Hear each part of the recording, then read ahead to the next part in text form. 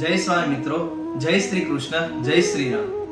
આપણે આગલી વિડીયોની અંદર 18 પુરાણો વિશે જાણ્યું અને એમના નામ જાણ્યા. પણ ચાલો એમાંનું એક પુરાણ શ્રીમદ ભાગવત પુરાણનો આજે આપણે પરિચય જોઈએ. શ્રીમદ ભાગવત પુરાણ એ દરેક જીવને મોક્ષનો દ્વાર છે.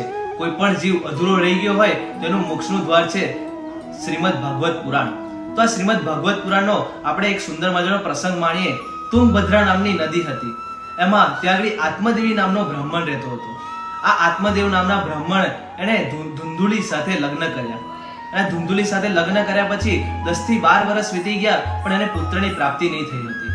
પુત્રની પ્રાપ્તિ ન થવાને કારણે એ વિચાર કરવા માંડ્યો કે આ જીવનનું શું કરીશ. મારા જીવનની અંદર પુત્ર નહીં હોય, બાળક નહીં હોય તો મારું પાછળ કોણ કરશે. આ વિચાર કરતો કરતો એને પોતે આત્મહત્યા કરવાનો વિચાર આવ્યો. અને એ નદી આગળ જાય છે અને નદીમાં પડવાનું વિચારે છે. ત્યાં આગળ એક બ્રાહ્મણ આવે છે અને બ્રાહ્મણ તેને બોલે છે કે તું કેમ આત્મહત્યા કરવાનું વિચારે છે. ત્યારે તે આત્મદેવી બ્રાહ્મણ કહે છે કે ગુરુજી, મને મારી જોડે સંતાનની પ્રાપ્તિ નથી.